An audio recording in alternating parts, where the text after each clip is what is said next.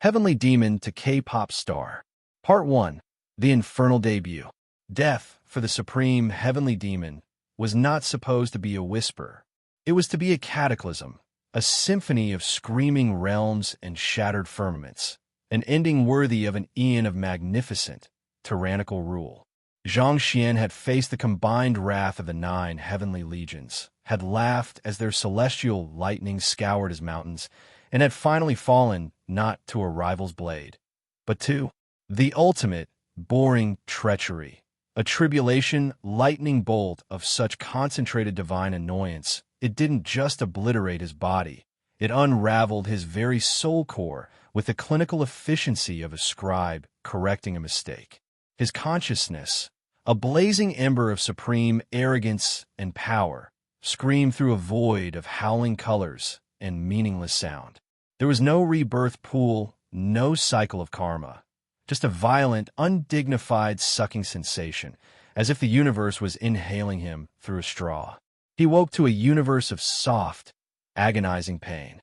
It was a dull, throbbing ache that permeated every limb, a profound exhaustion that felt less like a physical state and more like a metaphysical curse.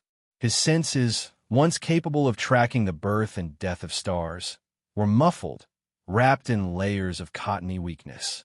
The air tasted sterile and recycled, laced with a faint, cloying sweetness that offended his demonic sensibilities. He tried to open his eyes. The light was an assault, bright, fluorescent, and artificial. He tried to move his hand, to summon a mote of destructive energy to scour this bland prison clean. His fingers twitched, weak and small, delicate. The feel of cheap, synthetic fabric rasped against skin that was disturbingly smooth. What pitiful hell is this? He thought, his inner voice a thunderous roar that echoed only in the confines of his own skull. Have the heavens imprisoned me in a realm of enforced frailty? Hello? Is there someone there? The voice was not his own. It was a mental sound, a whisper that seemed to emanate from the very marrow of his bones, timid and trembling like a cornered rabbit. It spoke in a language that was alien, yet instantly, inexplicably understood. Who dares intrude upon my consciousness? Zhang Xian's mental bellow was meant to shatter mountains. It only made the whisper recoil in a psychic flinch. Please, don't be loud. My head hurts so much. The voice was young, female, and saturated with a weariness that went beyond the physical. Are you the one who took over? I felt it. I was falling. And then there was a big light, and then you were here. Understanding, cold and unwelcome, began to drip into Zhang Xian's awareness. He was not in a prison. He was in a body, a stolen one, a technique he had mocked lesser demons for using. Soul possession, the refuge of the weak and the desperate. He forced his new eyes to focus. He was lying on a narrow, hard bed in a small, painfully white room. A curtain was drawn part way, and beyond it he could hear the distant, tinny sounds of a repetitive, upbeat melody. He looked down. The sight that met him sent a jolt of pure, unadulterated horror through his being. Two soft, rounded protrusions strained against the thin fabric of a pink tank top. Slender arms, pale and lacking any defining muscle, lay limp at his sides. He willed himself to sit up, a task that required a humiliating amount of effort, and caught his reflection in a metallic surface on a cabinet door. A young girl's face stared back, wide-eyed with a shock that mirrored his own. Large, dark brown eyes, currently blown wide with terror. A small, straight nose. Lips that were chapped and pale. A heart-shaped face framed by long, dark hair that was tangled and slightly damp with sweat. He was drowning in an oversized gray sweatshirt that had the word peace printed in bubbly letters across the chest. The ultimate insult. A female. A child. His glorious, millennia-old consciousness was trapped in the vessel of a mortal girl. The sheer cosmic indignity of it threatened to shatter his mind. This is my body, the whisper in his head said, gaining a sliver of fragile steel. I am Park Eun-ha. I'm 18 years old, and I was about to become a trainee at Starlight Entertainment. I finally passed the audition. I was so happy I practiced for 3 days straight, and then, I guess I fainted. The mental voice wavered, thick with unshed tears. And now you're here. Who are you? What are you going to do? Zhang Xuan ignored her. He was busy taking inventory of this pathetic vessel. The dantian, the core energy center, was a shriveled, dormant pea. The meridians were thin and clogged with the sluggish residue of exhaustion and poor nutrition. The bones were light. It was a body built for aesthetics, not endurance, for decoration, not domination. Revulsion washed over him. I am Zhang Xuan, he finally projected, the name alone once capable of bending reality. The supreme ruler of the Nine Netherworlds, the breaker of heavenly chains. You're in my body now, Eun-ha interrupted, her fear momentarily overridden by a spark of desperation. You have to give it back. My debut, my dream. Your dream is inconsequential. This vessel is unfit for my glory. I shall depart and find a more suitable host. He focused his will, attempting to shear his soul form free from the clinging mortal flesh. The pain was instant and excruciating. It felt as if he were trying to tear his own essence apart with rusty hooks. A searing, golden light, a residue of whatever cosmic accident had bound him here, flared around his soul, binding him to Eun-ha's with unbreakable chains. He collapsed back onto the bed, a pained grunt escaping the girl's throat. It hurts when you do that, Eun-ha cried. Please stop. Experimentation, followed by blinding agony, confirmed the truth. He was trapped. This Park Eun-ha was his prison, his warden, and his cellmate. Her consciousness was a flickering candle tied to his roaring inferno. To extinguish her might destabilize the vessel entirely, destroying them both. A symbiotic prison. Fine, he snarled, the mental equivalent of a cornered beast. State your purpose, mortal. What is this debut you weep over? What trivial ambition has led to this farce? It's not trivial. Her mental voice sparked with a passion that was the first strong thing he'd felt in this entire reality. I want to be a K-pop star. I want to sing and dance on stage, to make people happy with my music, to stand under the bright lights with my members. I want to be an idol. It's all I've ever wanted. And I finally got into a group. Aetheria. The flood of images and concepts that came with her words was almost as disorienting as the rebirth itself. Glittering stages, synchronized, complex dances, sugary melodies, screaming crowds of mostly young people. A hierarchy of companies, trainees, idols, and fans. It was an intricate, hyper-competitive ecosystem of aesthetics, performance, and social manipulation. To Zhang Xuan, who conquered through raw power and terrifying will, it seemed like the most elaborate, frivolous form of warfare ever devised. A woman in a stiff pantsuit entered the room, her face a mask of professional concern that didn't reach her eyes. Ah, Eun-ha SSI, you're awake. You gave us a scare. Dehydration and extreme fatigue. The doctor says you need rest, but you're due at the company for orientation and your first official practice with Aetheria in 2 hours. Can you manage? Her tone made it clear that no was not an acceptable answer. This, Zhang Xuan understood. A subordinate issuing a thinly veiled command. In his past life, he would have reduced her to ash for the disrespect in her eyes. Now, all he could do was make this weak, throat-produced sound. The voice that came out was high, clear, and utterly alien to him. It felt like trying to speak with a mouth full of feathers. I will be there. Good. A manager will pick you up. Don't be late. Aetheria's schedule is light, but we expect punctuality. She left without another word. Your masters are as dismissive as failed apprentice demons, Zhang Xuan observed. She's not my master. She's a company coordinator. Eun-ha corrected, her mental voice weary. And Aetheria, they say we're the concept testing group. Our last mini-album sold. Well, not well. We're not a priority. A plan, crude and brutal in its logic, began to form in the deepest, most strategic part of Zhang Xuan's mind. He was stuck. The girl's dream was a shackle. Therefore, the fastest way to break the shackle was to fulfill the dream. To make this Park Eun-ha the supreme entity in this ridiculous idol hierarchy, then perhaps the cosmic bindings would loosen, or at the very least, the incessant whispering in his head would stop out of gratitude. Very well, Park Eun-ha. He communicated, his mental voice a grinding stone. You wish to be a K-pop star. The hashtag one K-pop star, I assume? Oh, of course, but that's... Then we have an accord. I will use this vessel to achieve that goal. You will cease your mewling and provide necessary information about this world's rules and customs. In return, once you stand atop this stage, you will seek a way to release me. Do you understand? There is a long, stunned silence from within. You can do that? You can make me number one. I have toppled pantheons. I can manage a popularity contest. The sheer absurdity of the statement was almost beautiful. First, we survey the battlefield. The battlefield was a mirrored room in a building called the Starlight Entertainment Complex. The air smelled of sweat, cheap perfume, and desperation. The manager who picked him, Eun-ha, up was a harried-looking man named Park who spent the drive on the phone complaining about a coffee order.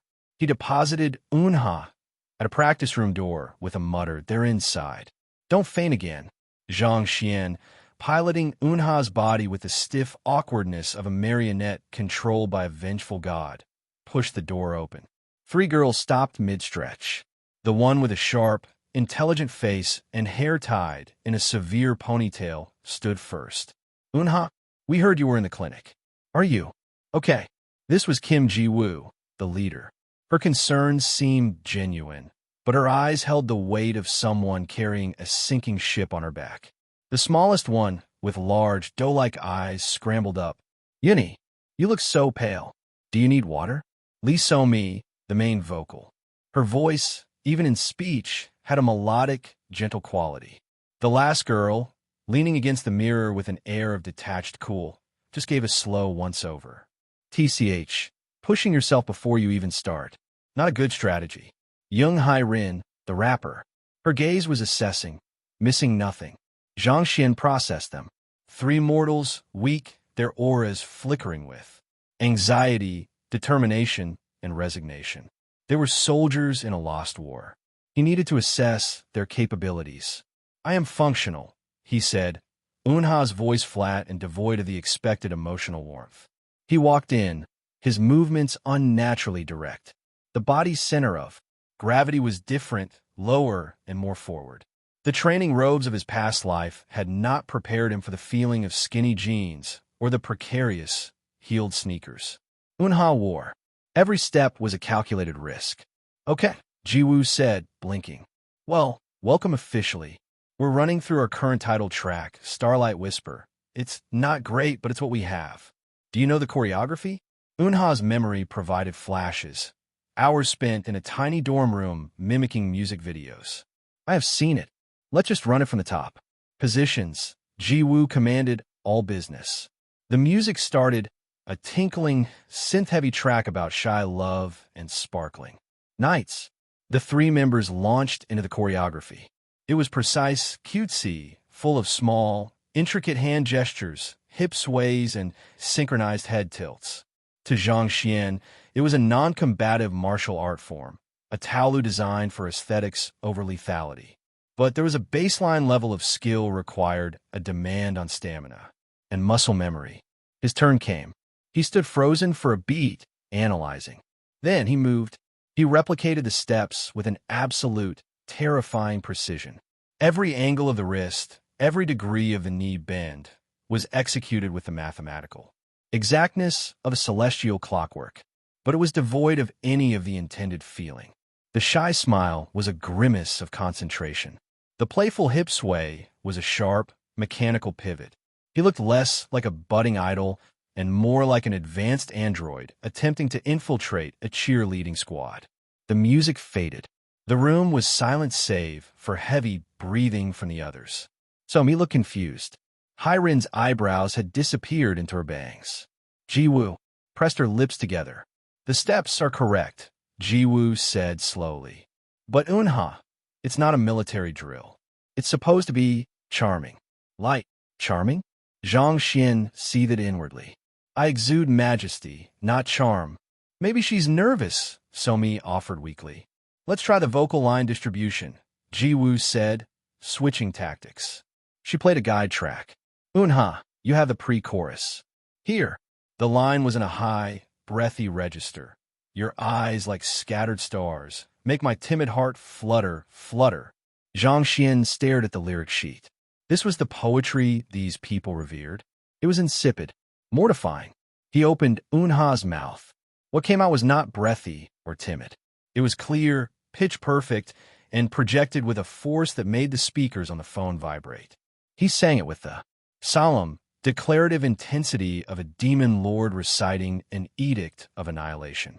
The word flutter sounded like a command to disembowel. Hyrin snorted, then quickly turned it into a cough. Somi's jaw was slack. Ji-woo looked pained. The note is right, Ji-woo said, her voice strained.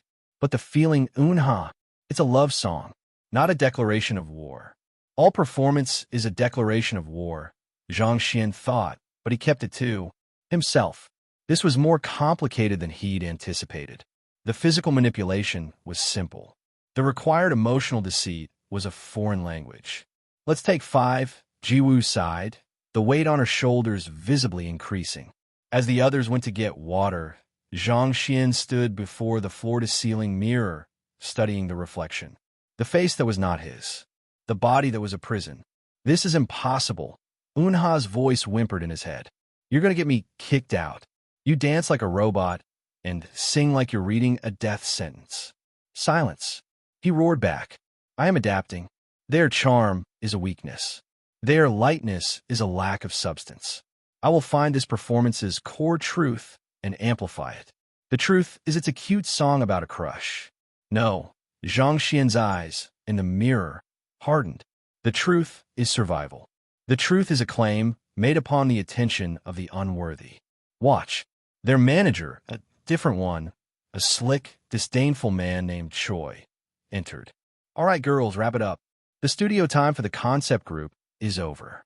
Nova needs the room for their rehearsal. Nova was Starlight's rising boy group. All sharp looks. And guaranteed sales. Hyrin's jaw tightened. Somi looked at the floor. Ji-woo just nodded, her professionalism a brittle shell. As they gathered their things, the members of Nova swaggered in, laughing loudly. One of them, a tall youth with styled silver hair, bumped into Eun-ha's shoulder without looking. Oops, watch it, kid. A red haze descended over Zhang Xuan's vision. In his world, such an affront would be answered with the immediate and total extinction of the offender's bloodline. The instinct was primal, violent. His hand twitched, fingers curling as if to summon the nether flame claw technique. No, Eun-ha screamed internally. You can't. That's Kim Tae-shik. He's a sunbae. Just bow and say sorry. The conflict between eons of demonic sovereignty and the crushing etiquette of this new world locked his body in place. He stood rigid, a tremor running through Eun-ha's slender frame, her face utterly blank, eyes burning with a cold, ancient fire that was completely at odds with the youthful features. Tae-shik glanced back, caught that eerie stare, and for a second his smirk faltered. Weirdo, he muttered, turning away. The ride back to the dorm, a cramped, clean but worn apartment, was silent. The defeat in the car was a palpable, sour smell. When they arrived, Ji-woo didn't even give instructions, just trudged to her room. The dream, for them, was a dying ember. In the shared bedroom with Somi, who was already crying softly into her pillow, Zhang Xuan sat on the edge of Eun-ha's bed, staring at the pink walls covered in posters of smiling idols. You see? Eun-ha's mental voice was thick with tears. It's hopeless. We're a joke. They're going to disband us after the next comeback, if it flops. My dream, it's over before it even started. Her despair was a viscous, clinging thing, threatening to pull him down into the mire of mortal failure. He refused. A heavenly demon did not succumb to mire. Your methodology is flawed, he stated, analytical. You seek to imitate, to be a pale copy of what is already popular. In a realm of glitter, you add more glitter. It is a strategy for followers, not conquerors. What else is there? She sobbed. Power, he replied simply. Unadulterated, undeniable power. You wish to command the stage? Then command it. Not with suggestive winks and airy whispers, but with presence. With will. He stood up, ignoring the body's protests. He faced the full-length mirror on the closet door. Play the song, the one from today. Eun-ha, confused, directed their shared consciousness to her phone. The saccharine melody of Starlight Whisper filled the small room. Zhang Xuan listened, not to the lyrics, but to the structure, the beat, the spaces between the notes. He began to move. It was the same choreography, but he stripped it of its cuteness. He replaced the gentle hip rolls with sharp, controlled isolations that spoke of disciplined strength, not playfulness.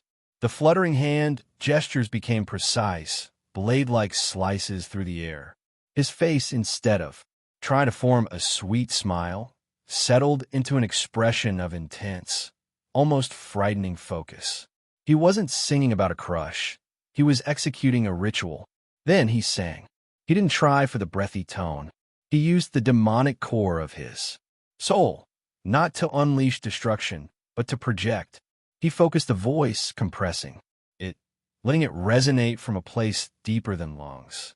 The pre-chorus line, "Your eyes like scattered stars," came out not as a whisper, but as a low, hypnotic incantation. It wasn't pretty. It was compelling. It sounded dangerous. He stopped. In the mirror, Park Eun-ha's chest was heaving, but her eyes held a glint that had never been there before. Not Eun-ha's dreamy hope, but Zhang Xuan's cold, calculating ambition. That Eun-ha's voice was a shocked whisper in their mind. That was terrifying and amazing. No one dances or sings like that. Exactly, Zhang Xuan thought, a flicker of grim satisfaction passing through him. We will not follow their path. We will carve our own. This Aetheria will not be cute. It will be precise. It will be intense. It will be unforgettable. But Jiwoo Unnie, the company, they won't allow it. The concept is fixed. Concepts, Zhang Xuan scoffed, are for those who lack the strength to define themselves. We will start with you. This body is weak. It trembles with fatigue after a single routine. That is unacceptable. Over the next week, a strange new routine began for Park Eun-ha. She, or rather, the being piloting her, became the most bizarre trainee Starlight had ever seen. At 5 a.m., while the dorm slept, Eun-ha would be in the tiny living room, holding painful-looking static poses that were not yoga, but basic body-forging stances from the Netherworld's foundational manuals. To strengthen the meridians and fortify the bones, he told a bewildered Eun-ha. It looked, to any observer, like a girl having a very tense standoff with the sofa. During group practice, he would perform the choreography with two different energies. First, the painfully accurate yet emotionally void version the company wanted.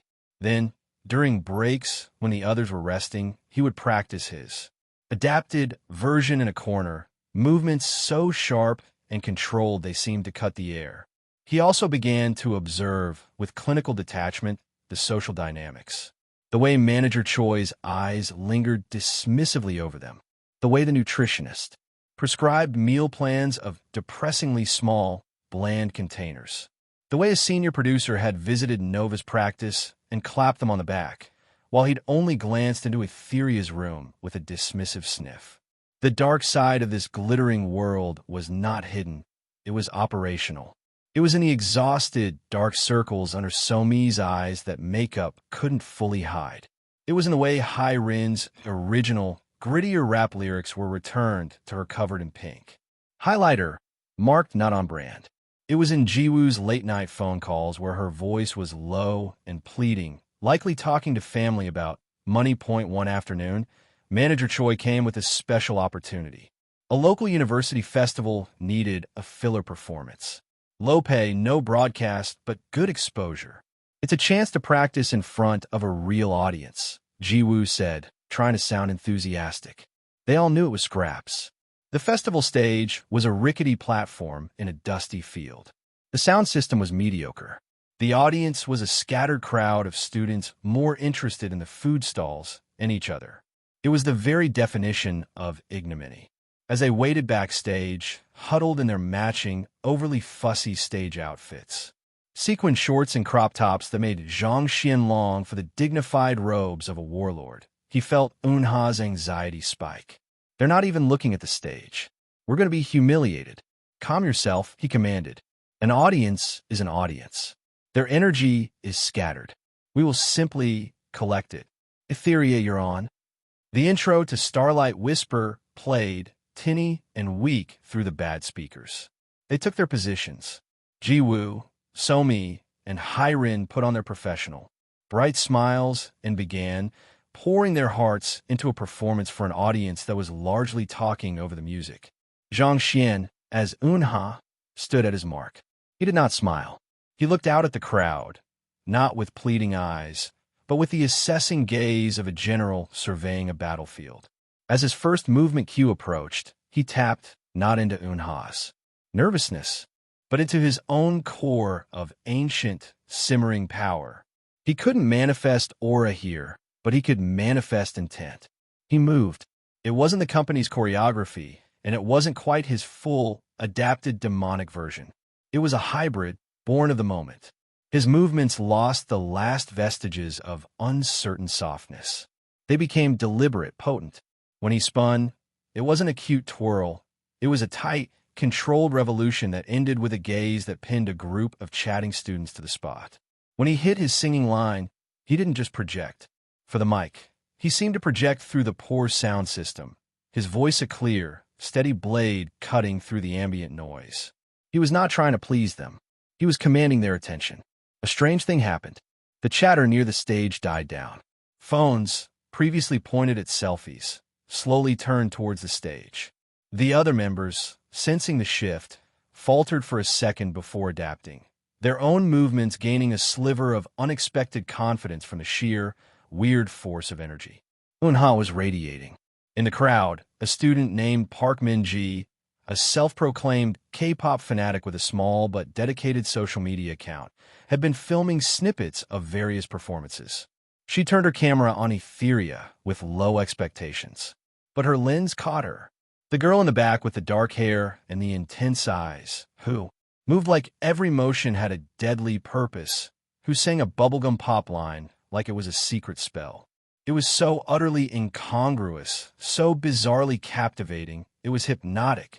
The 3-minute song ended. There was a beat of surprised silence, then a louder, more genuine round of applause than such a filler act usually received.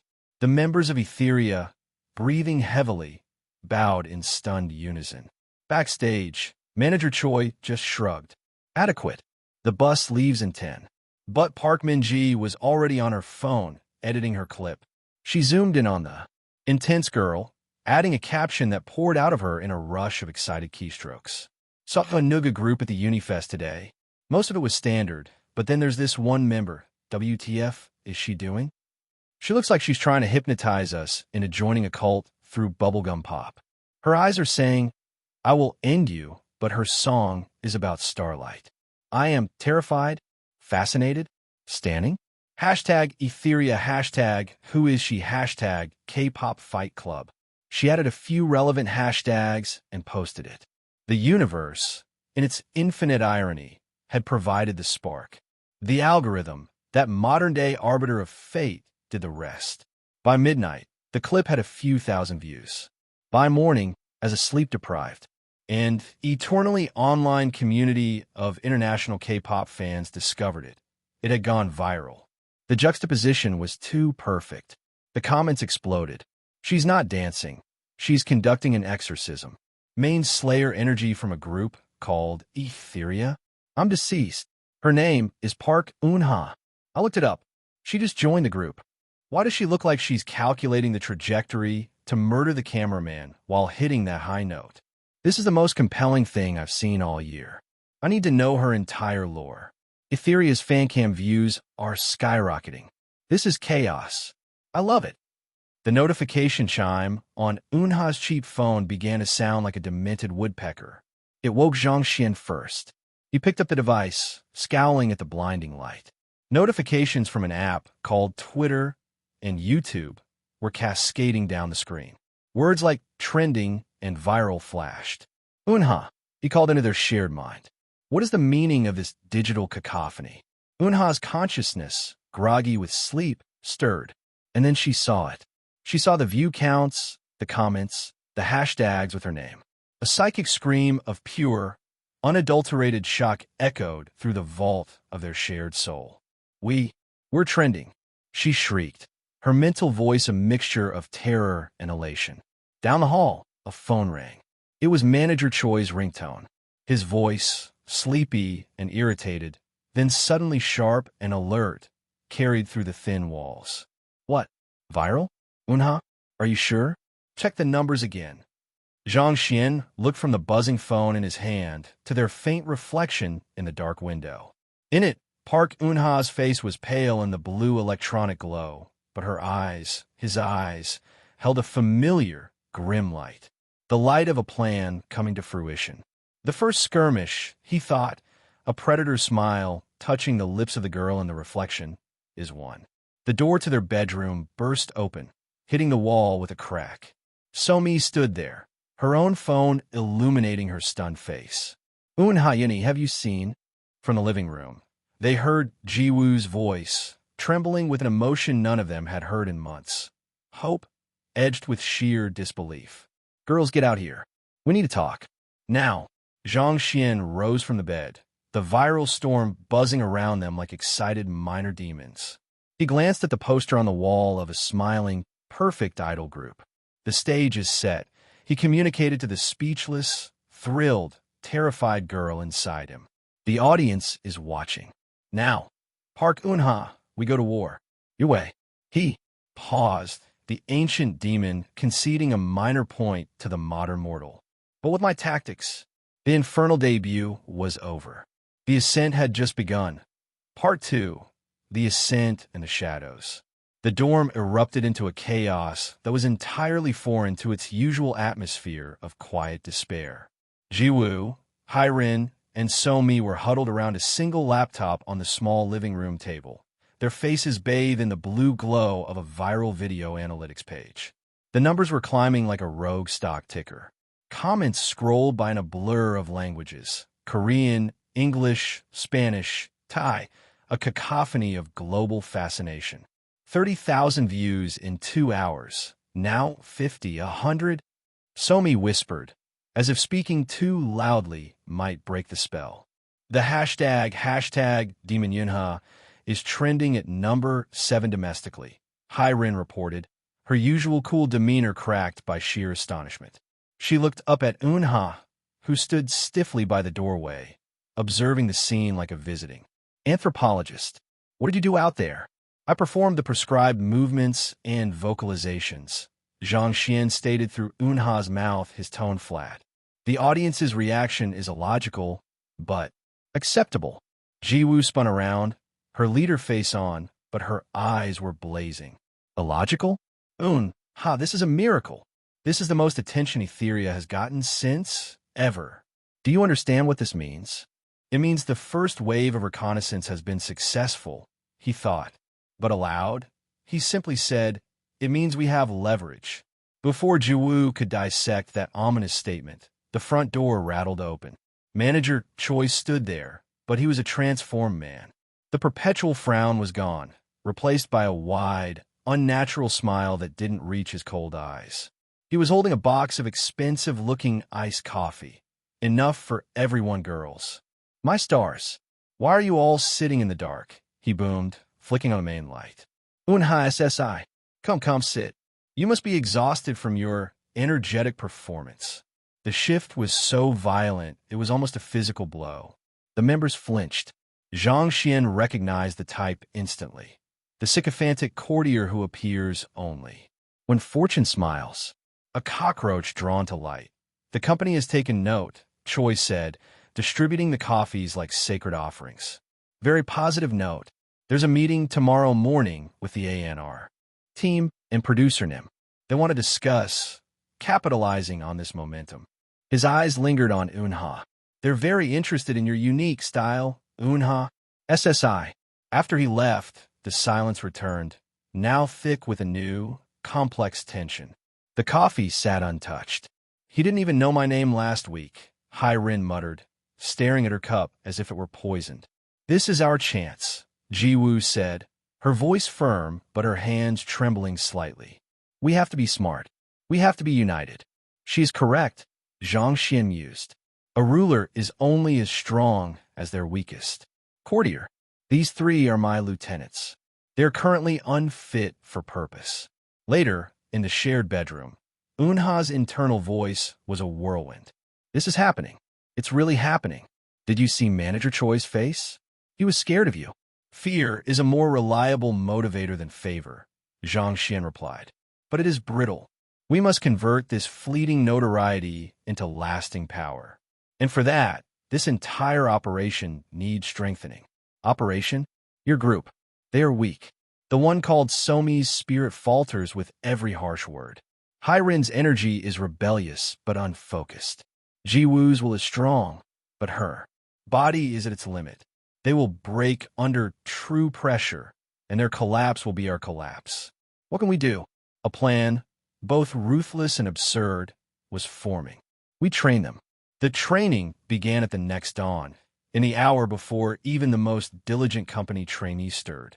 Zhang Xuan had Eun-ha's body assemble the three bewildered members in the cold, empty practice room.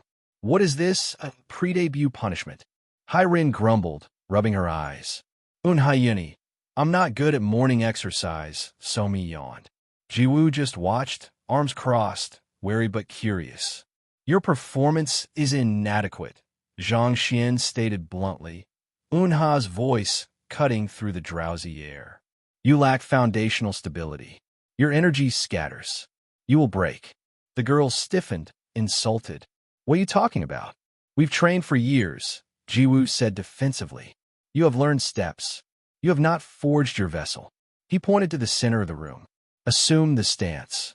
What followed was an hour of sheer, bewildering torture that he called foundational chi posturing. It looked, to the girls, like a cross between punishing ballet poses, awkward martial arts stances, and stress positions from spy movie. He adjusted, Somi's trembling arms with impersonal prods. Your root is shallow. You are a sapling in a storm. He pushed Hai-Rin's hips lower. Center your anger. Do not let it leak from your eyes. Channel it through your core. To them, it felt like insane, painful calisthenics. But slowly something shifted. The burning in their muscles began to feel different, a deep warmth rather than a sharp ache. Their breathing, once ragged, synchronized into the slow, controlled rhythm he dictated. After the agony, a strange clarity settled over them. The usual morning fog was gone. What was that? Hai-Rin panted, sweat dripping from her chin, but her eyes were sharply alert. Basic structural reinforcement, he said. We'll do this daily. Your stamina will increase by 40% within 2 weeks. Your synchronization will improve as your individual rhythms align. The company meeting later that morning was a different kind of battlefield. They were ushered into a conference room far nicer than any they'd seen before. Seated at the head of the table was producer Kong, a man with a sharp goatee and the weary eyes of a hitmaker past his prime. Flanking him were the ANR head and, to Zhang Xuan's interest, a man in an impeccably tailored suit who said nothing, only watched. His aura was of quiet, predatory calculation. This was Lee Min-jae, the CEO of Starlight Entertainment. He hadn't attended a meeting for a group like Aetheria in its entire existence. Producer Kong played the viral fan cam on a large screen. It's raw. It's unpolished. It's intense, he said, steepling his fingers. The public is calling it demon energy. The problem is Aetheria's concept is ethereal dream. They are incompatible. Concepts can evolve. The ANR head said cautiously, glancing at Min-jae. Eun-ha SSI. Producer Kong said, focusing on her. Can you explain your artistic intention here? Was this a deliberate choice? All eyes turned to her. Zhang Xuan felt Eun-ha's panic flutter inside. He's asking me. What do I say? The truth is a weapon. Wield it. He let Eun-ha's consciousness steer the answer, but he layered her voice with that undercurrent of unshakable certainty. I I just wanted to perform with all my strength. Eun-ha's voice came out, sincere but underpinned with steel. I wanted every move to mean something, to feel powerful, not just pretty. Lee Min-jae spoke for the first time. His voice was smooth, pleasant, and as cold as a glacier. Power cells, but must be packaged, controlled. He leaned forward, his gaze pinning Eun-ha. This accident has given you a unique identifier, a brand. We would be foolish not to use it. However, he paused, letting the word hang. The group must be rebalanced around you. New songs will be commissioned. A darker, girl crush adjacent concept. Ethereal Dream is dead. Jiwoo's face went pale. Hyrin looked conflicted. This was closer to her style, but it was a forced pivot. Somi looked terrified. What about our scheduled comeback? The song is already recorded, Jiwoo ventured. Scrapped. Min-jae said dismissively. You will begin new training immediately. Intensive. Your schedules will be adjusted. The adjustment was a regime of control pressure. Overnight, Aetheria went from neglected to micromanaged. Their practice hours doubled. A stylist came to give Eun-ha a more striking look. Darker eye makeup, less cutesy clothing. The other members' changes were more subtle, an attempt to make them frame the new centerpiece. Nutritionists delivered precisely measured meals with calorie counts. Printed on the lid. Manager Choi was replaced by a more senior, stern-faced woman named Yoon, who carried a tablet that ruled their lives with digital tyranny. The dark side of the industry was no longer a lurking threat. It was the air they breathed. It was in the way producer Kang's hand accidentally brushed Eun-ha's lower back during a choreography adjustment, and the cold, warning look Zhang Xuan sent him that made the man step back as if burned. It was in the advisor who came to give them media training, which largely consisted of teaching them how to deflect personal questions and smile through insults. It was in the whispered offer from manager Yoon to Eun-ha alone about a private dinner with important advertising executives who could fast-track her career. She is offering you as a decorative commodity, Zhang Xuan explained to a horrified Eun-ha. A common tactic in weaker courts. We have to say no. We do not say no, he corrected. We imply the cost of such an offer would be catastrophic for them. He had Eun-ha meet Yoon's gaze and say, in that eerily flat tone, my focus must remain entirely on the group's success. Distractions would be counterproductive. He then picked up a metal water bottle from the table and, while holding Yoon's gaze, absently crushed it in one hand with a soft, grinding screech of tortured steel. He placed the crumpled ruin back on the table. Do you understand? Manager Yoon's face went white. The dinner was not mentioned again. The true test came during the filming of their first real music video under the new, shadowy direction. The song was called Glimmer in the Dark, a track that swapped tinkling synths for a heavy, pulsating bass line and lyrics about hidden strength. The set was an industrial warehouse filled with neon lights and smoke. During a break, a group of loud, overly friendly staff from a lighting company approached, offering energy drinks. Their leader, a burly man with a too-wide smile, focused on Somi, complimenting her voice, touching her arm. Somi, conditioned to be polite, smiled nervously but was clearly uncomfortable. Jiwoo stepped in, but the man brushed her off. Zhang Xuan, from across the set, watched. He saw the fear in Somi's eyes, the aggressive gleam in the man's. This was not a fan. This was a predator who saw young, vulnerable idols as prey. A familiar, cold rage settled in his gut, the rage of a sovereign seeing his subjects threatened. He walked over, moving with a silence that seemed to swallow the set noise. He inserted himself between Somi and the man.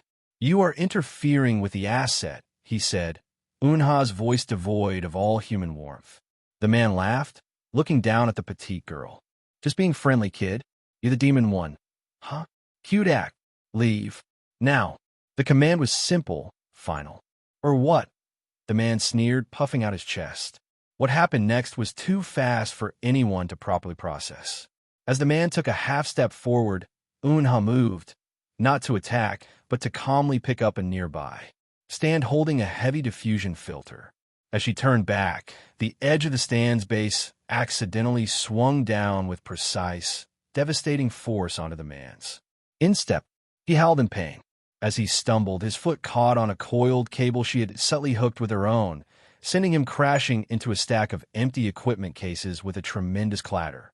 It looked, for all the world, like a spectacularly clumsy accident by a nervous idol and the karmic revenge of chaotic physics. The set froze. The man lay groaning among the cases. Eun-ha stood over him, her expression one of mild, detached curiosity. "The floor is unstable," she announced to the stunned crew. "Safety hazard." From that day on, a strange legend began to circulate among the lower-level industry workers. Don't mess with Aetheria's demon. The universe itself trips you up. The incident bound the group to Eun-ha in a new way. They hadn't seen a fight. They'd seen an unshakable fortress appear between them and danger. Hyrin started calling her the Bastion when the managers weren't around. Somi looked at her with worshipful awe. Jiwoo's wariness melted into a deep, trusting reliance. Their comeback stage, on a mid-tier music show, was their moment of truth. The audience was a sea of curious faces and a sprinkling of new, homemade banners that said things like "Fear the Glimmer" and "Demonia." The other more established groups looked on with amused curiosity. The performance was a revelation. Jiwoo's voice was steadier, her presence more anchored. Hi. Rin's rap, finally allowed some edge, felt like a declaration. Somi's high notes, supported by her newfound core strength, soared without trembling. And at the center, Eun-ha was a vortex of controlled fury. Her dancing was a martial art, every hit of the beat met with a movement that was both fluid and devastatingly sharp. She didn't smile. She commanded. When the camera closed in on her face for the killing part, her eyes held the camera, and through it, thousands of viewers in an unbreakable, hypnotic grip. It wasn't love she was selling. It was allegiance. That didn't win first place, that went to a popular boy group, but they trended at #1 online for 8 hours straight. The views for their performance video smashed the company's records for a debut stage fancam. Aetheria was no longer a joke. They were a phenomenon. An unstable, terrifying, fascinating phenomenon. In the ecstatic chaos backstage, Lee Min-jae found them. He congratulated the group, but his eyes were only for Eun-ha. "A remarkable pivot," he said, his smile reptilian. "You have proven your market value. Now, let's discuss your individual future. A solo contract, perhaps. With the right patronage, you could be the biggest star in this company. Bigger than Nova." He handed her a single, thick envelope. "Think about what you truly want. The group is a ladder. You are ready for the next floor." Back in the dorm, alone, Zhang Xuan had Eun-ha open the envelope. It was a contract draft. The terms were lavish. A massive increase in profit share, promised solo releases, acting opportunities. The obligations were vague, but ominous. Full cooperation with company-directed career development activities, maintenance of public image as defined by management, exclusive availability for approved partner engagements. "It's a gilded cage," Eun-ha whispered, her dreamer's heart understanding the threat instinctively. "He wants to own you, to separate you from the others. He sees me as the only asset of value," Zhang Xuan corrected. "He is a fool. A chain is only as strong as its links. These 3 are now my links. To abandon them is to invite weakness. So we say no." "We do not say no," Zhang Xuan repeated, the plan crystallizing. "We negotiate from a position of strength. But first, we must expose the rust on his chains." The opportunity came sooner than expected. A week later, a fan sign event was arranged. It was their first, and the venue was packed with a new, eclectic mix of fans. Curious teenagers, meme-loving netizens, and a growing faction who genuinely loved their intense new sound. The atmosphere was electric, but Zhang Xian's preternatural senses, honed in 1,000 ambushes, picked out the anomalies. 3 men, too old to be typical fans, dressed in casual wear but with the tense bearing of hired muscle. They held no fan merchandise. Their eyes weren't on the members' faces, but on their positions, the layout of the table, the exits. As the event progressed, one of the men pretended to stumble as he approached Somi's seat, his hand lashing out not for a signature, but to upend the heavy signing table onto her. It was a staged accident, meant to cause injury, chaos, and bad publicity. Time seemed to slow for Zhang Xuan. He saw the trajectory, the intent. He couldn't stop it with overt power, not here. But he could redirect. As the man shoved, Eun-ha, seated next to Somi, sneezed violently. Her entire body convulsed forward, her elbow jutting out with unfortunate timing. It struck the man's pushing arm at the perfect nerve cluster, a technique for disabling sword arms. The man's arm went numb. His shove became a weak, flailing gesture that only made the table wobble. At the same moment, Eun-ha's foot hooked around the leg of her own chair, and she lost her balance, toppling sideways into the man. The fall looked clumsy, but the weight of her body, driven by perfect demonic leverage, drove him straight back into his two companions, sending all three crashing to the ground in a tangle of limbs. The crowd gasped. Security rushed over. Eun-ha was helped up, looking dazed and apologetic. "So sorry," she mumbled, her voice the picture of flustered innocence. "Allergy season. So clumsy." The three men were escorted out, shooting furious, bewildered glances at the petite idol who had somehow become a human wrecking ball through sheer, unbelievable bad luck. The incident made news, but as a hilarious viral clip, Demon Eun-ha's allergy attack takes out three guys at fan sign. The narrative was one of endearing, chaotic clumsiness protecting her member. Their popularity soared again. That night, Lee Min-jae summoned Eun-ha to his office alone. The pleasant facade was gone. His face was stone. The investors from SJC Holdings are not pleased. Their associates were embarrassed. They see you as an unstable element. He slid the solo contract forward again, alongside a pen. "Sign this. The terms are even better. You will publicly apologize for the fan sign incident, attributing it to overexhaustion. You will take a month's hiatus from group activities for health reasons, during which you will attend several private dinners to smooth things over." The threat was naked. Comply, or be broken. Zhang Xuan looked at the contract, then at Min-jae. He let Eun-ha's face show a faint, eerie smile, the first genuine one he'd ever worn on her features. "Sonam," Eun-ha's voice said sweetly, chillingly. "Do you know what happens to a chain when you pull too hard on just one link?" Min-jae frowned. "What? It breaks the chain." Or, she leaned forward slightly, and Zhang Xuan allowed a fraction of his demonic intent to bleed into the room. Not a physical force, but a profound, soul-deep sense of dread, the feeling of standing on a precipice in absolute darkness. Min-jae's breath hitched. The air grew cold. It reminds the chain that it is made of metal, and metal can cut the hand that holds it. He pushed a USB drive across the desk. It contained files Eun-ha's consciousness had guided him to find, digitally scavenged financial discrepancies, encrypted, emails about manipulating trainee debts, all procured through a combination of Eun-ha's knowledge of company systems and a demon's patient, relentless scrutiny. "I believe SJC Holdings would be more interested in these than in my dinner schedule." As for the group, she stood up, the pressure in the room lifting suddenly as it came. "Aetheria's next comeback is in preparation. We will require a new contract. A group contract, with a 70-30 profit split in our favor, creative consultation rights, and a clause against mandatory social engagements. You will have the draft on my manager's desk by tomorrow." She turned and walked to the door, pausing as if remembering something. "Oh, and Sionim? The girl who wanted this dream so badly, she let someone like me in." She glanced back, and for a second, Min-jae wasn't looking at Park Eun-ha at all. He was looking at something ancient, patient, and merciless. "She says thank you for the opportunity, but we'll take it from here." The door clicked shut behind her. In the silent, opulent office, Lee Min-jae found he could not move for a full minute.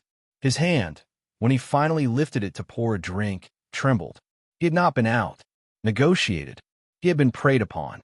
Outside, walking down the corridor, Two voices held a conversation in a single mind. I can't believe we just did that.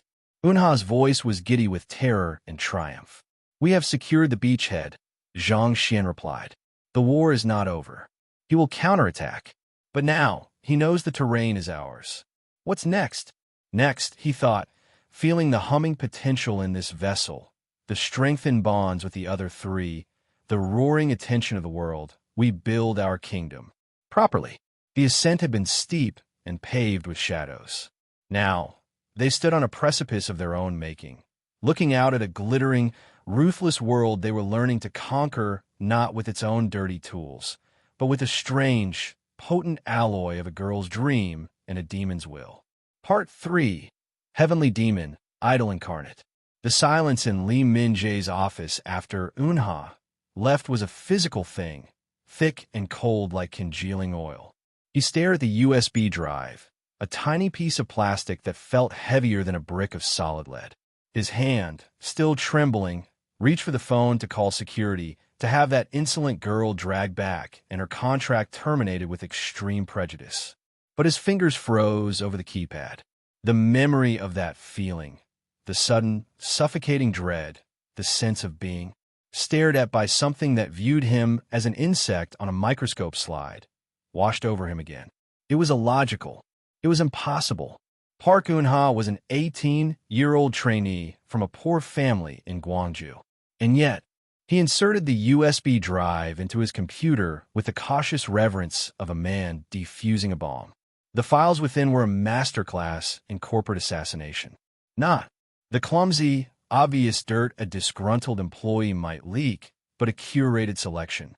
Here were transaction records showing how SJC Holdings' venture capital was being funneled through shell companies to cover Starlight's massive debts, with hefty percentages skimmed off from Min-jae personally. There were encrypted email chains, now decrypted, where he casually discussed transferring trainee contracts to the holdings of SJC executives as companionship incentives. There was even a spreadsheet tracking the manipulated debt of certain idols, including the original, crushing trainee debt that had bound Park Eun-ha to Starlight for a decade. It was all information that existed in fragments across different, supposedly secure systems. How she had found it, correlated it, and decrypted it was a terrifying mystery. More terrifying was the selectivity. This wasn't everything. This was just enough. A warning shot that said, I have the rest, and I know where to aim it. Min-jae leaned back, the leather of his chair creaking. The anger was still there, white-hot and humiliated, but it was being crushed under the cold, immense weight of pragmatism. Park Eun-ha was no longer an asset. She was a hostile corporate raider in the body of a teenage idol, and she had just executed a flawless takeover. The new contract arrived at Manager Yoon's desk the next morning, as demanded. The terms were revolutionary, a 70/30ths profit split in favor of Aetheria. Unprecedented creative control over music and concepts, veto power over schedules and endorsements, a clause explicitly banning any forced social engagements, and the complete erasure of all trainee debt for every member. It was the kind of document that would make the heads of major agencies spit out their coffee. Ji-woo read it in the practice room, her hands shaking. This can't be real. It's a trick.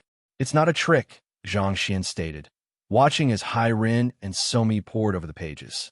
It is a treaty, the terms of surrender. How did you get this? Hai-rin asked, her eyes wide. Min-jae is a shark. He doesn't surrender. Even sharks understand the concept of a bigger predator, he replied, his tone implying the matter was closed. Sign it. They signed. The atmosphere in the Starlight building shifted overnight.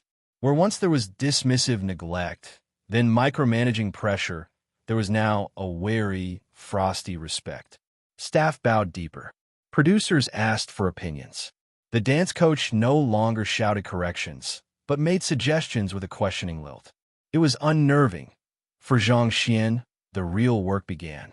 With the immediate threat neutralized, the objective was clear: achieve number 1 status, satisfy Eun-ha's dream, and test the bonds of his confinement. He approached it with the strategic rigor of a siege campaign. First, the product. Glimmer in the Dark was a successful opening salvo, but it relied on novelty. They needed an opus. He had Eun-ha's consciousness scour. Every piece of music she'd ever loved. Every emotion she'd ever wanted to convey. He then fused it with his own sensibilities, themes of defiance, resilience, the terrifying beauty of power held in check. The result was the title track for their first full album, Phoenix Cry. It started with Somi's haunting, pure vocal over a traditional Gaegeia melody, which was then shredded by a distorted bass drop. Jiwoo's verses told a story of burning and betrayal. Hyrin's rap was a scorching flow of Korean idiom and street slang. Defiance. And the chorus, led by Eun-ha, was an explosive, melodic roar of rebirth that was less about singing and more about a soul declaration. The choreography, which Zhang Xuan designed in collaboration with a now-intimidated choreographer, was a narrative of collapse and resurgence, featuring a now-signature move where the four members formed a phoenix wing formation with Eun-ha at the apex, launching into a sequence of movements so synchronously powerful it looked like a single organism. Second, the unit cohesion. His training intensified. The 5 a.m. sessions now included breath control that could sustain notes through complex dance breaks and meditation techniques to combat stage fright and mental fatigue. The members, once skeptical, were now fervent believers.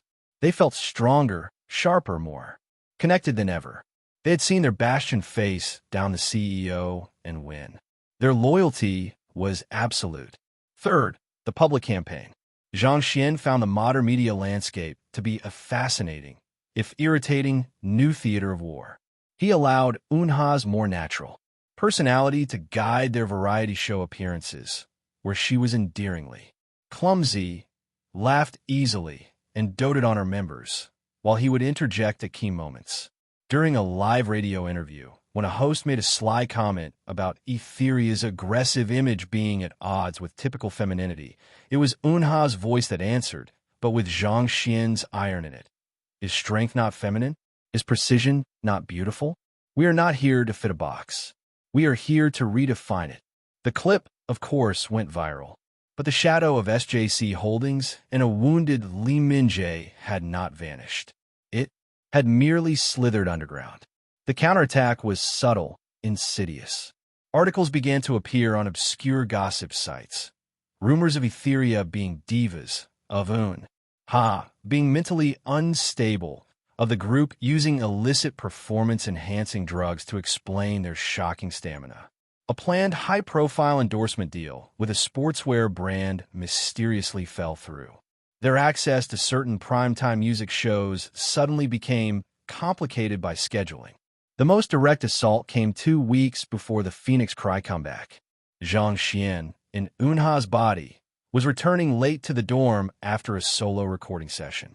The van took a detour down a poorly lit alley, a route manager Yun claimed was to avoid fans. Zhang Xuan knew it was an ambush before the van even slowed. He felt the hostile intent like a change in air pressure. 3 large men stepped out of a shadowy doorway, blocking the van's path. They were professionals this time, not the thugs from the fan sign. Their movements were economical, their eyes cold. Manager Yun, in the front seat, went very still and quiet. Eun-ha says, the driver said, his voice tense. Please stay in the van. Zhang Xuan almost smiled. Finally, he thought, a language I'm fluent in. He opened the van door and stepped out. The night air was cool.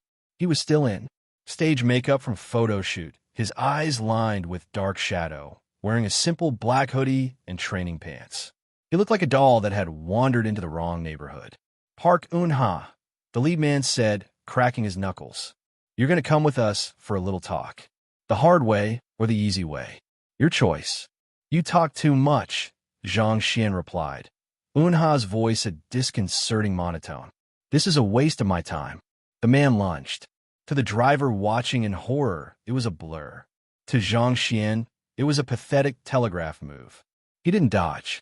He stepped into the lunge, his smaller body slipping past the grasping arm like water. His hand, fingers held in a rigid, precise blade, struck upwards, not at the man's chin, but at the nerve cluster under his armpit. The man's entire right side went limp with a choked gasp. As he stumbled, Zhang Xuan used his momentum, hooking a foot behind his ankle and sending him crashing into a dumpster with a force that sounded like a car wreck. The second man came in swinging a collapsible baton. Zhang Xuan caught the wrist of the swinging arm, his grip like an industrial vice. He twisted, not with brute force, but with a sharp, angular jerk that dislocated the joint with a sickening pop. The baton clattered to the ground. A follow-up knee to the solar plexus dropped the man like a sack of cement. The third man pulled knife. This sparked a flicker of irritation in Zhang Xuan. Primitive. As the man stabbed forward, Zhang Xuan sidestepped, his hand striking the knife hand at the wrist. The knife flew away, clattering into the darkness. Before the man could react, Zhang Xuan had seized the hood of his own jacket and pulled it down over his face, blinding him, then delivered a sharp, pinpoint kick to the back of his knee, dropping him to the ground where he stayed, wheezing. The entire engagement took less than 10 seconds. It was quiet, efficient, and brutally clinical. No flashy kicks, no wasted motion. The pure, applied physics of dismantling a human body. Zhang Xuan walked over to the first man, who was groaning against the dumpster. He knelt, his face eerily calm in the gloom. "Deliver a message," he said, his voice low. "The next person Li Minjae or his partners send will not return. Tell him the contract is not just a piece of paper. It is a border. Cross it again, and I will lay waste to everything he has built. I will salt the earth of his legacy. Do you understand the message?" The man, pain and terror in his eyes, nodded frantically. Zhang Xuan stood, brushed non-existent dust from his hoodie, and got back into the van. The driver was pale, gripping the steering wheel as if it were a lifeline. Manager Yoon was hyperventilating. "The dorm, please," Zhang Xuan said, as if he'd just finished a pleasant stroll. The message was received. The negative article stopped. The endorsement deal was miraculously reinstated the next day. The path to the comeback was clear. The night of the Phoenix Cry comeback stage was electric. It wasn't just a music show, it was an event. The industry was watching, eager to see if Aetheria was a flash in the pan or a genuine force. The fan section was a sea of black and gold, their new official colors, with banners depicting phoenixes and the words Ascension and the Bastion stance. Backstage was a study in contrasts. Jiwoo, Hyrin, and Somi were going through their usual pre-performance rituals. Vocal warm-ups, whispered affirmations, checking each other's outfits. They were nervous, but it was a clean, sharp nervousness, the kind that came from anticipation, not fear.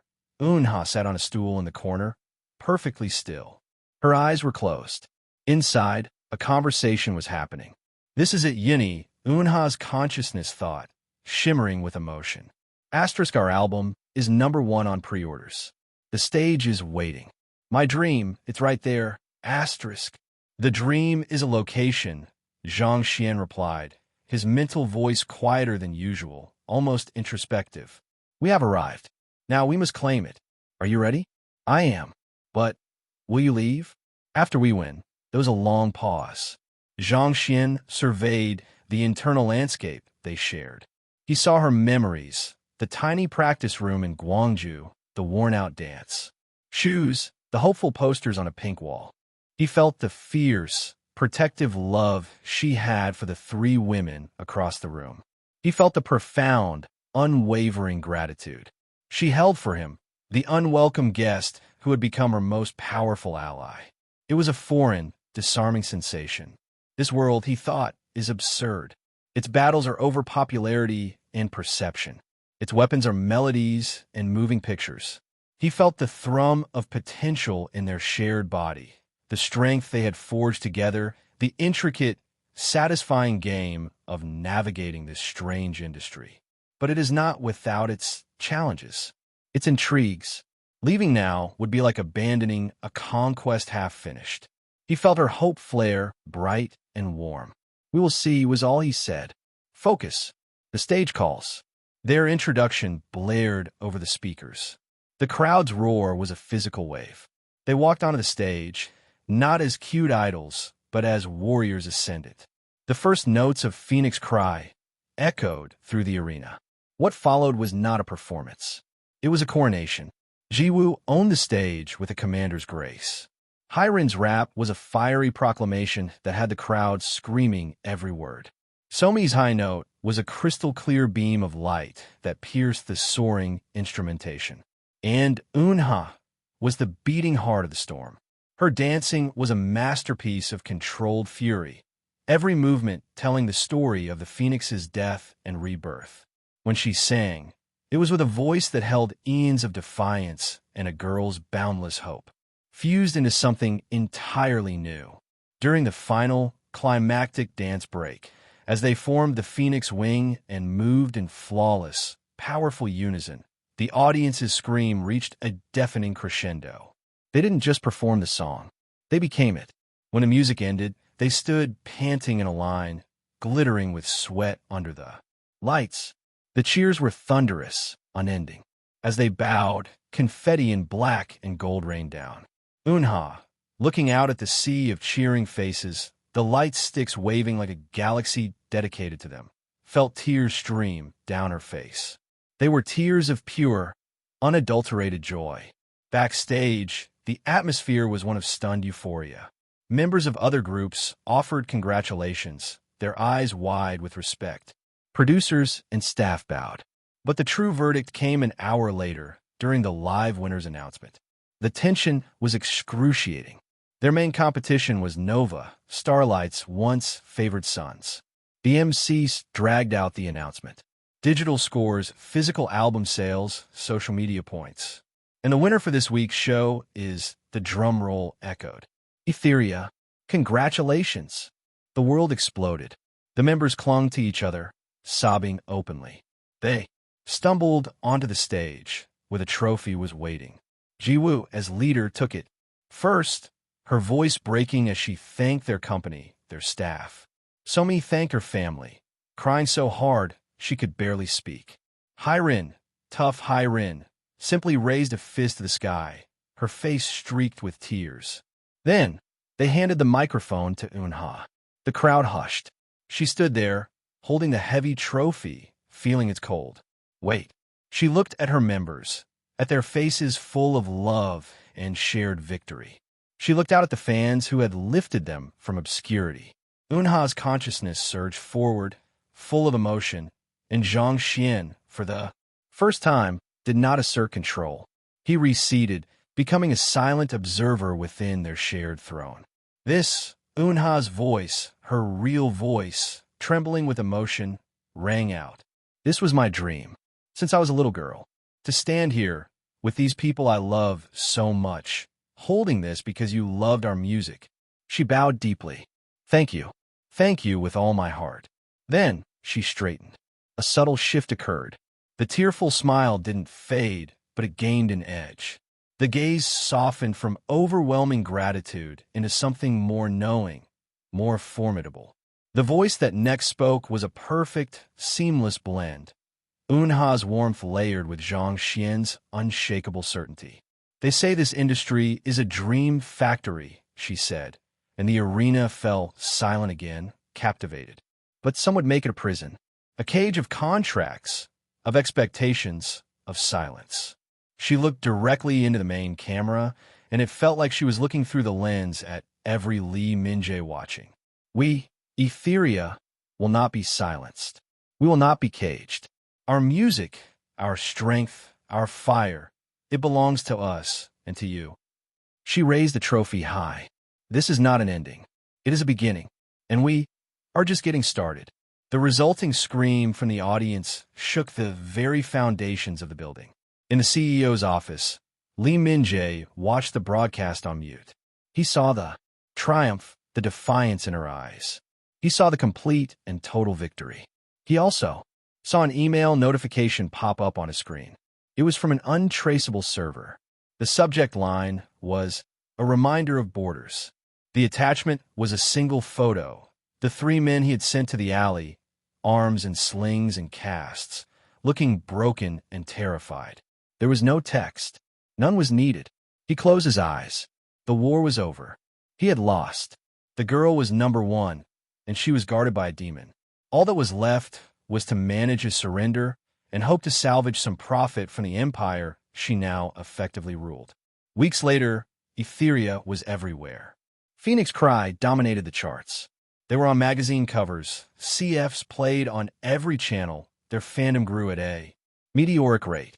They sat for a final interview as the Rookies of the Year, a title that already felt too small for them. The interviewer, a seasoned man, asked the final question to Eun-ha. You've been called the heart of Aetheria, the bastion, the demon. How do you see yourself? Who is the real Park Eun-ha? On the plush couch, Eun-ha smiled. It was a gentle, genuine smile. Then it shifted, just at the corners, into something sly and impossibly confident. She leaned forward slightly.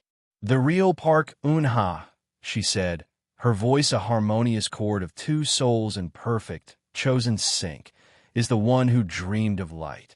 A pause as the smile turned into a grin that held a universe of secrets, and then learned how to wield the fire that makes it. The interview ended. As they walked out, the members fell in a step around her, Ji-woo solid and proud, Hyrin smirking at some inside joke, So-mi linking her arm with Eun-ha's. So, Eun-ha thought inwardly, basking in the warmth of the sun and her sisters. What now, Unnie? Zhang Xuan observed the world through her eyes. The petty intrigues of the industry, now theirs to command. The creative puzzles of music and performance. The simple, profound satisfaction of a battle well fought and a territory secured. It was not the conquest of heavenly realms, but it was engaging. Now he communicated the ghost of an ancient, contented sigh in his mental voice. We rule. And perhaps we see what other dreams this strange, glittering world has to offer. For the supreme, heavenly demon, rebirth had been an indignity, then a puzzle, then a campaign. Now, as Park Eun-ha laughed at something Hyrin said, her heart light and her future blazing bright, he understood it had become something else entirely. It had become home. Part 4. The Throne of Glass and Fire. The reign of Aetheria was not a gentle transition of power. It was a tectonic shift in the very landscape of Starlight Entertainment and, by rippling extension, the industry. They were no longer artists on a label's roster. They were the sovereign power within the corporate walls. And everyone from the janitors to the board of directors knew it. The first order of business was the purge. It was not a bloody one. Those were inefficient and attracted the wrong kind of attention in this modern age. It was a surgical, administrative decapitation. With the leverage of the SJC files and the unspoken, bone-deep fear that now surrounded Park Eun-ha, Zhang Xuan and Eun-ha's fused consciousness directed their will through the group's new, ironclad contract. Lee Min-jae was promoted to a ceremonial position as chairman of overseas development, a role with a lavish office, a hefty stipend, and precisely zero access to the company's operational servers or artistic decisions.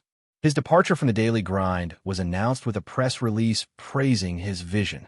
His farewell party was a masterpiece of tense, silent horror, attended by everyone who feared they might be next. He shook Eun-ha's hand for the cameras, his smile a rictus of defeat. Her grip was perfectly calibrated, not enough to hurt, but enough to remind. Enjoy your retirement, Chairman Nim, she said, her voice sweet, her eyes holding the chill of a glacial lake. The company is in good hands.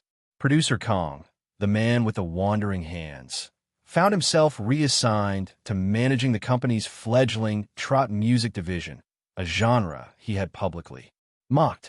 The A&R head who had dismissed them was now reporting to a new, young director Ji-woo had recommended. Manager Yoon, who had chosen silence in the van, was let go with a modest severance, replaced by a fierce, no-nonsense woman named Go Min-young, a former idol herself who had sued her own company for exploitation and won. The atmosphere at Starlight shifted from one of fear-based hierarchy to something stranger, a meritocracy policed by an unseen, terrifying benevolence. People worked hard, not because they were screamed at, but because they knew, on a primal level, that incompetence and corruption would not be tolerated. The Eun-ha principle, as it was whispered in the break rooms, was simple. Excel in your role, respect those below and above you, and you will thrive.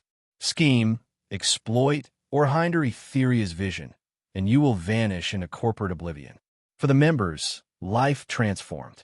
They moved from the cramped dorm into a luxurious, company-owned penthouse apartment with a practice studio, a vocal booth, and a view of the Han River.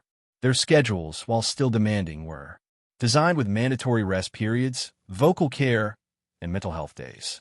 They had a nutritionist who worked with them to build strength, not just maintain a weight limit. They had a say in everything, from album concepts to wardrobe choices to the brands they endorsed. One afternoon, Hyrin slid a document across the kitchen island to Eun-ha. It was a proposal for a subunit, Hyrin and Jiwoo, focusing on a hip-hop/R&B concept. Just an idea, Hyrin said, trying for nonchalance but unable to hide the spark in her eyes. Zhang Xuan, observing through Eun-ha's eyes, saw not a challenge to authority, but a general expanding her tactical repertoire. Good. Initiative. The budget will be approved, Eun-ha said, taking a sip of her expertly brewed tea, a habit Zhang Xuan had insisted upon for its meditative and bodily harmony. Benefits. Present a full proposal to the creative board by Friday. I expect it to be flawless. Hyrin's grin was electric. Yes, ma'am. Somi, emboldened by their new security, confessed her secret desire to write lyrics. Jiwoo began sitting in on production meetings, her natural leadership and sharp mind quickly earning the wary respect of the seasoned engineers. Aetheria was no longer just a group. It was a burgeoning creative empire, with Park Eun-ha as its enigmatic, unchallenged and all-but name. But thrones, as Zhang Xuan knew all too well, are never sat upon in peace. The external threats began to coalesce. The first was industry backlash. Articles, now in major outlets, began questioning the Aetheria model. Was it sustainable? Was their autonomy dangerous? Precedent that would make idols ungovernable. Rival agencies, who relied on strict control, subtly funded op-eds warning of artistic chaos and financial instability. A popular talk show host, known for his sharp tongue, dedicated a segment to mocking their pretentious artistic control. "Since when do children tell the chefs how to cook?" he sneered. The response was not a press release. It was an invitation. Eun-ha, alone, appeared on his live show. She was dressed not in stage wear, but in a sleek, powerful pantsuit, her hair pulled back. The host, expecting a flustered girl to bully, was disarmed from the start. She answered his barbed questions with a calm, data-driven precision that spoke of Jiwoo's coaching and Zhang Xian's strategic mind. "You speak of children," she said, her voice carrying across the silent studio. "Yet the children you reference have generated more profit in 6 months than your show has in 2 years. We pay our staff double the industry average. Our production costs are transparent. Is the fear that we are immature or that we are proving a top-heavy, exploitative system is obsolete?" The host, floundering, switched to personal attacks. "And you, the so-called demon. Your stage presence is aggressive, almost violent. Are you not worried about the psychological impact on your young fans?" A faint, knowing smile touched her lips, a signature blend of Eun-ha's kindness and Zhang Xian's ancient cunning. "We teach our fans, nebulae, we call them, that strength has many forms. That resilience is beautiful. That silence is not a virtue." She leaned forward, looking directly into the camera. "Is the message that girls should be quiet and compliant really the safer one?" The clip demolished the narrative. The host's ratings dipped. Aetheria's fanbase, the nebulae, mobilized with a ferocious, organized pride, flooding social media with testimonials about how the group's message of strength helped them face bullying, academic pressure, and doubt. The second threat was more direct. A conglomerate, seeing Starlight's skyrocketing valuation and weakened leadership, initiated a hostile takeover bid. They amassed shares, planted stories about Starlight's unstable management, and made a brazen offer to the board. The board, a collection of old men who still saw Min Jae as a fellow traveler, was tempted. The offer was enormous. They called a meeting, summoning Aetheria's representative. Eun-ha walked into the boardroom, not with lawyers, but with a tablet. She did not sit. She stood at the head of the table, a petite figure dwarfed by the mahogany and the scowling men. The takeover bid from Hanju Group is a trap, she stated without preamble. Their entertainment subsidiary is a front for real estate speculation. They will liquidate Starlight's assets, sell the building, and drop all its artists within a year. Your payout will be a one-time sum before they dismantle everything you've built. Preposterous girl, one board member spluttered. We have their prospectus. She tapped her tablet. On the large screen, complex financial webs unfolded, tracing shell companies and hidden debts. It was a more sophisticated version of what she'd used on Min Jae. This is the real prospectus. Hanju's CEO has a heart condition. His successor has no interest in frivolous entertainment. This is an asset-stripping operation. You will be rich for a moment, and then you will be remembered as the men who sold the crown jewel of Korean pop culture for scrap. The room was dead silent, the only sound the hum of the projector. What is your alternative? Another board member asked, his voice quiet. You reject the bid. You support our 5-year plan. We will double the company's value within 3. We will launch new groups under a fair, reformed trainee system. We will make Starlight not just profitable, but legendary. She placed her palms on the table, where you can take the money, and I will personally ensure every media outlet in the world knows you were warned and that you chose greed over legacy. You will be pariahs. Choose. The bid was rejected the next day. The board, terrified and greedily hopeful in equal measure, gave her plan their full backing. The news of the failed takeover, coupled with rumors of Eun-ha's boardroom coup, sent Starlight's stock price soaring. Yet, the most insidious threat came from within their own paradise. It was Somi who brought it to her, crying in the penthouse's soundproofed music room. It's my father, she sobbed. He took out loans. Big ones. He used my name, my contract, as collateral with some people. They're saying if I don't pay, they'll go to the media. They'll ruin us. It was a classic dirty trick, exploiting the family vulnerabilities of idols. Zhang Xuan felt a flash of cold fury. They had fought CEOs and conglomerates, only to be challenged by a cockroach of a man and his loan sharks. Give me the details, Eun-ha said, her voice soothing but her eyes already calculating. That evening, Eun-ha arrived alone at a discreet private club in Gangnam. The room smelled of expensive cigars and cheap ambition. 3 men sat there. Somi's father, a sweaty, diminished man, and 2 loan officers with the polished cruelty of vipers. Ah, the famous Unnie. One viper smiled. Here to pay your friend's debt? Very noble. The amount, with interest, is quite substantial. I'm not here to pay, she said, sitting without being invited. She placed a voice recorder on the table. I am here to negotiate the nullification of the debt. The men laughed. Nullification? This isn't a variety show, little girl. Mr. Lee, she said, addressing Somi's father directly, her gaze pinning him. You gambled away your daughter's future. You're a parasite. From this moment, you have no daughter. You will sign these papers relinquishing all parental rights and financial claims on Lee Somi forever. She slid documents across the table. If you do not, I will release the recording of this meeting, along with the forensic audit of your gambling debts, to the National Tax Service. You will go to prison. The man turned ashen. She turned to the loan sharks. As for you, your operation is built on a legal usury and extortion. The moment you attempted to leverage this against an asset under my protection, you made a fatal error. She gave them an address, a date, a time. This is where you meet your boss. Yes? Tell him the debt is canceled. Tell him if any whisper of this ever emerges, if Somi ever receives so much as an anonymous text message, I will not go to the police. She leaned forward, and for a second, the room's temperature seemed to drop. The men felt a primal, formless dread, the sensation of being stalked by something that knew every dark corner of their lives. I will come for him myself, and I will repossess everything. The men left, papers signed, tails between their legs.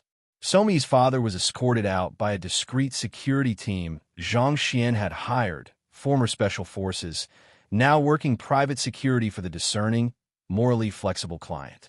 When she told Somi the debt was gone and her father would never bother her again, the younger girl collapsed into her arms, crying tears of relief. The bonds within Aetheria, already strong, were now tempered into something unbreakable. They were not just a group. They were a family, a fortress, and a sovereign nation.